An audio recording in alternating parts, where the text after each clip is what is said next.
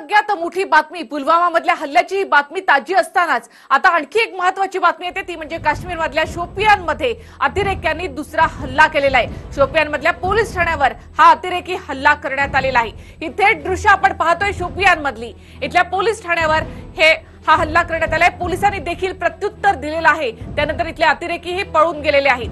किगाम police ठाण्यावर हा अतिरेक्यांनी हल्ला केलेला आहे।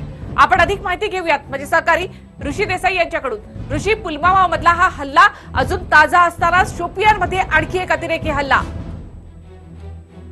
ऋषी आणि 48 तासातला तिसरा हल्ला हा मानला जातोय, कारण काल शाळेमध्ये हल्ला झाला होता, आज सकाळी उरी स्फोट झाला होता आणि आता हा तिसरा शोपियामध्येच जवळच असलेल्या शोपियामधल्या किगम पोलीस स्थानकावर अतिरेक्यांनी हल्ला चढवला। मात्र त्याला प्रत्युत्तर दिल्यामुळे ते पळून गेलेले आहेत।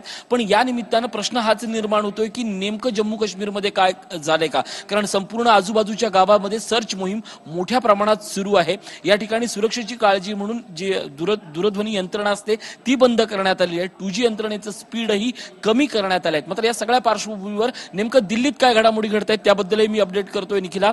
दिल्लीत उद्या सकाळी 9 वाजता पंतप्रधानांच्या उपस्थितीत कॅबिनेट सिक्युरिटीची बैठक होते। कॅबिनेट सिक्युरिटीची बैठक ही देशातली सगळ्यात मोठी बैठक मानली जाते, कारण याच बैठकीच्या हातात कोणाला कशा पद्धतीनं उत्तर द्यायचं आणि कुठल्या पद्धतीनं उत्तर द्यायचं अगदी नाश करण्यापासून ती सगळी संवेदनशील यंत्रणा या क्षणात असते। संपूर्ण देशात म्हणशील तर देशात या क्षणाला संवेदनशील वातावरण निर्माण झालंय। लोकांचा संतापाचा कडेलोट झालाय। पाकिस्तानला जशास तशा भाषेत उत्तर द्या, पण त्याच वेळेला राजकीय प्रतिक्रिया येत आहेत। मुंबईतली असलेली बैठक त्याच्याविरुद्धही संताप होतोय आणि कर्नाटकात झालेली अमित शहांची बैठक त्याच्याविरुद्धही नेटवर संताप व्यक्त होतोय की संपूर्ण देशामध्ये संतापाची लाट आहे। जम्मू काश्मीर पासून ते अगदी लखनौ पर्यंत असा संताप व्यक्त केला जातोय। पाहूयात लोकांच्या प्रतिक्रिया।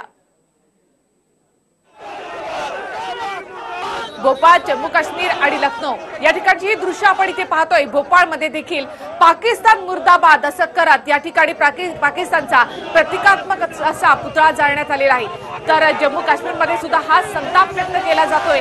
42 जवान यामध्ये शहीद झालेले आहेत आणि त्यामुळे आता धडा शिकवाच अशा प्रतिक्रिया जम्मू काश्मीर मधून सुद्धा व्यक्त केल्या जात आहेत। भारताचा तिरंगा फडकावत या अतिरेक्यांचा आणि अतिरेकी हल्ल्याचा निषेध व्यक्त केला जातोय। तर लखनौमध्ये 42 जवान शहीद झालेले आहेत, त्यांना श्रद्धांजली वाहण्यात येते।